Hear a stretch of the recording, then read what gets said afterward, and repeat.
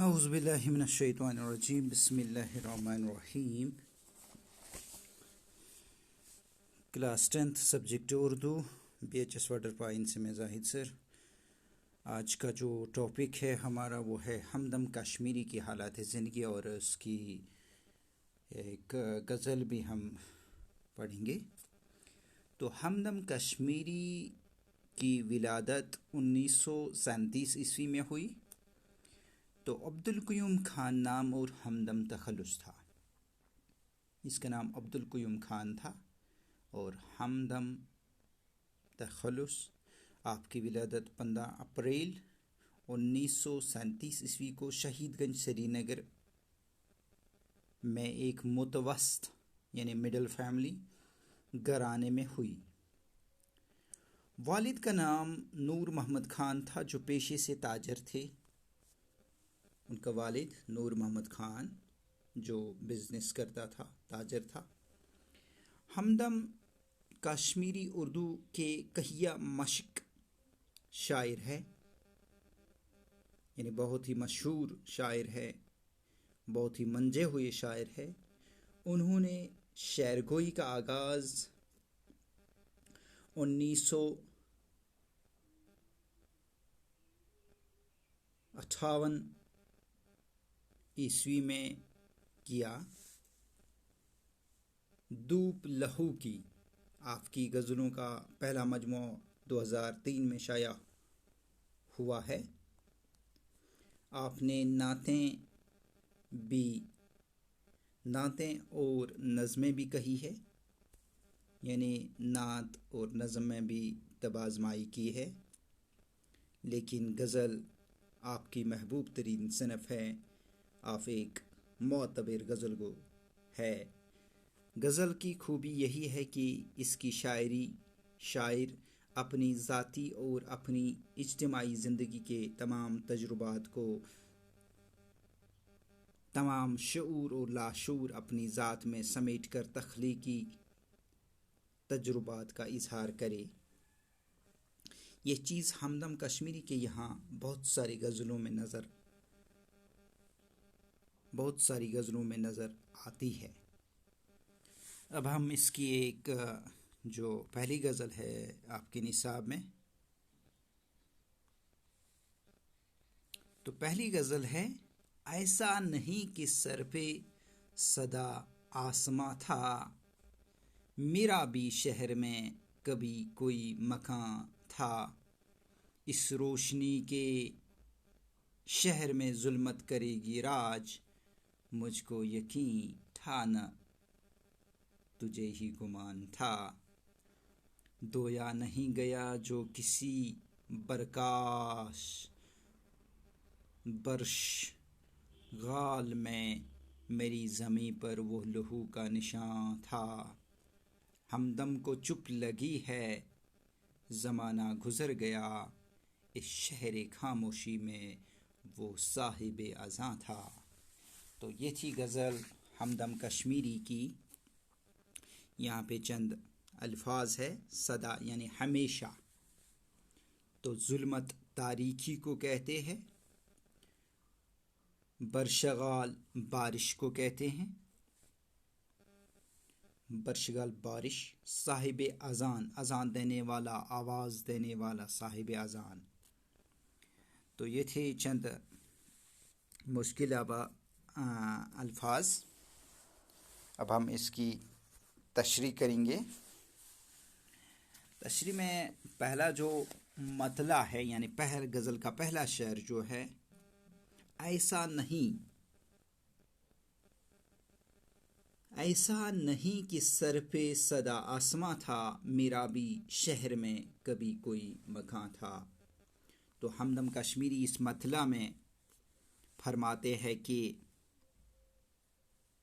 ایسا نہیں تھا، میں ہمیشہ ایسا ہی نہیں تھا، یہ شہر ایسا ہی نہیں تھا کہ یہ ویران ہی نہیں تھا، یہ ہنستا بستا ہنستا کھلتا شہر تھا، یہاں بھی باضابطہ طور پر مکان تھے اور میرا بھی ایک مکان تھا، اب وہ خاکستر ہو گیا ہے، یعنی یہ شہر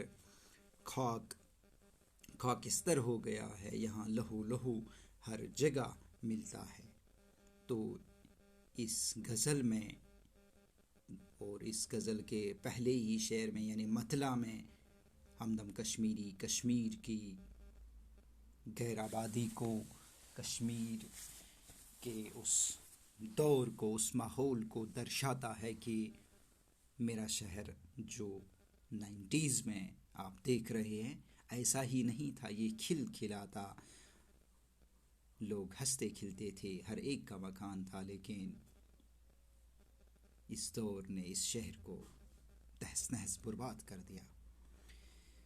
دوسرے شہر میں کہتا ہے کہ اس روشنی کے شہر میں ظلمت کرے گی راج۔ 90 سے پہلے کی بات ہے۔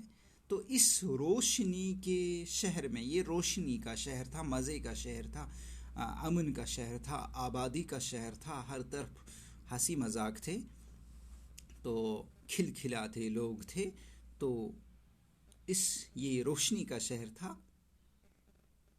اس روشنی کے شہر میں ظلمت کرے گی راج، یہاں پہ اندھیرا کبھی چھائے گا، یہ گمان میں نہیں تھا، مجھ کو یقین نہ تھا، تجھے ہی گمان تھا، نہ تجھے پتا تھا نہ مجھے پتا تھا کہ یہ روشنی کا شہر ایک دن ظلمت بن جائے گا، اندھیرا بن جائے گا، اندھیری نگری بن جائے گا، ایسا کچھ یقین ہی نہیں تھا، نہ گمان میں تھا۔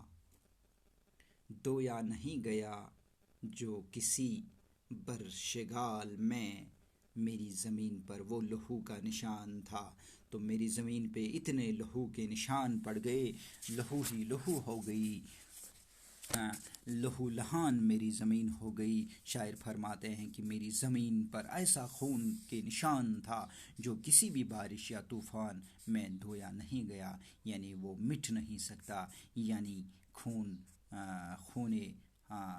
حربہ ختم ہونے کی ابھی تک کوئی بھی صورت نکالی نہیں جا سکتی۔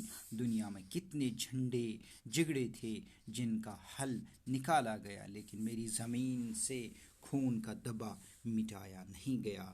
وہ خون کا دبا، اس کا نشان آج بھی 2021 میں بھی ویسا کا ویسا ہی ہے جو اس وقت ہوا، اور آج سے وہاں 90s سے لے کر اس سے پہلے بھی یہ چلتا ہی ہے۔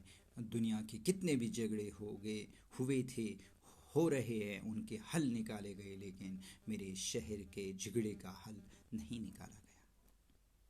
ہمدم کو چپ لگی ہے زمانہ گزر گیا، اس شہر خاموشی میں وہ صاحب ازاں تھا، تو ہمدم آج چپ ہے، خاموش ہے، خاموش بیٹھا ہے، حالانکہ اس قبرستان نما شہر میں وہ ایک آذان کے مانند تھا، وہ پکار رہا تھا، جس کا کام لوگوں کو بیدار کر کے انہیں فلاح کی طرف بلاتا تھا، لیکن حالات نے اسے وہ صدمہ دیے ہے کہ اب دم بخود ہو کر رہ گیا، کچھ بولتا نہیں صدموں کی وجہ سے۔ ہمدم بھی چپ ہے، لیکن یہ ایسا ہی نہیں تھا، اس خاموش شہر میں ایک دن ایسا بھی تھا جب میں صاحب اذان تھا، بولنے والا تھا، جب میں بولتا تھا۔ امید ہے کہ آپ کو یہ غزل اور یہ مختصر سی حالات زندگی ہمدم کشمیری کی پسند آئی ہوگی اور سمجھ میں بھی آیا ہوگا۔ آسان سی شاعری ہے، زیادہ مشکل بھی نہیں ہے، تو آپ سے یہی استدعا ہے کہ یہ آپ اپنی نوٹ بک پہ درج کریں گے۔ السلام علیکم۔